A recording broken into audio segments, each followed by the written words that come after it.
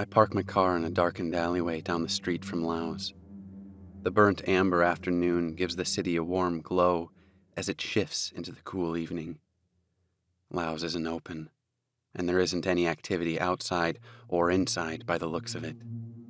I lean against the hard, cracked brick wall of the alley. The cold surface goes through my thin coat like a ghost, and the chill diverts the pain from my abdomen and provides me some relief.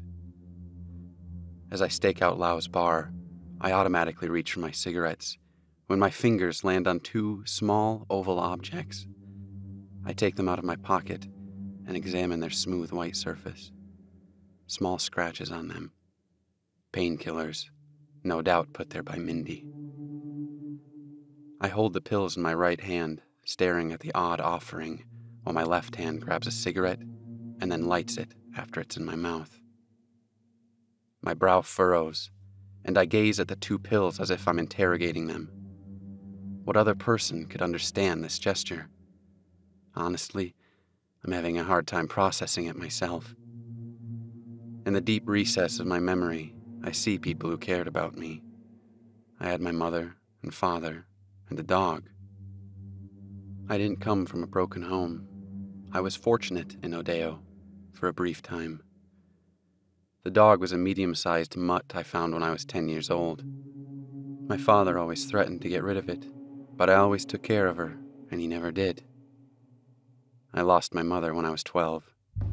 She took a stray bullet in a shootout as she was coming out of a grocery store.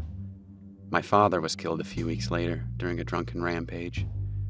He was trying to find those responsible for the bullet that killed her. I remember when the police arrived and told me, their faces all blurring together. I remember thinking I should feel sad, but not feeling anything, just numb and hollow. That's what death can do to you when it hits close. No great show of tears and weeping. It's like a hard punch to the head. It stuns you, indefinitely, until something brings you back. I was brought to my aunt and uncle's, and even when I arrived, I could feel their sympathy, their concern, and most of all their worry.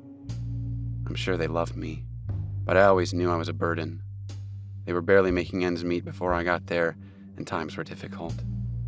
I walked through the daily motions, sensing the gravity of the situation, but I was still numb.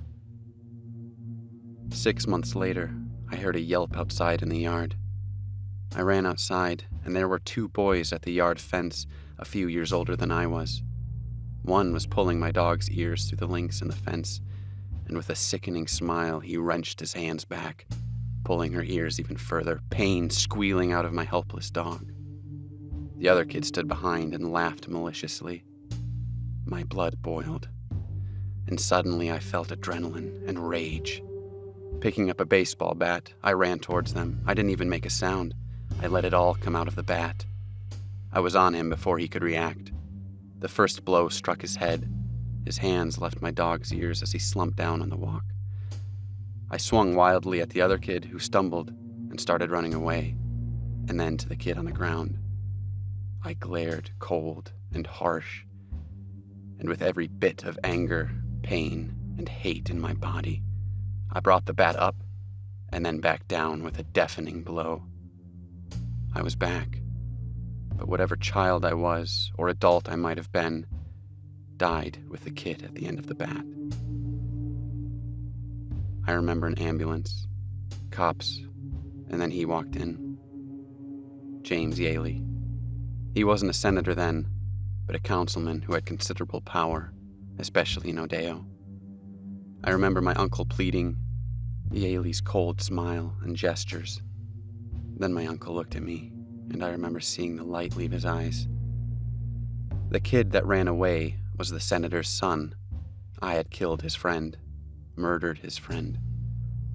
I never saw the inside of a cop car, an interrogation room, or a jail cell.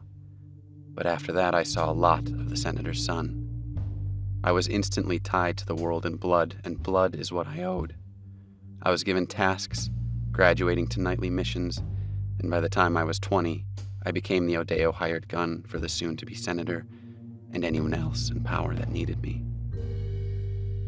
Now I'm surrounded by hired guns, cops on the take, an ambitious senator, and Mindy, I throw the 2 pills onto the warped pavement.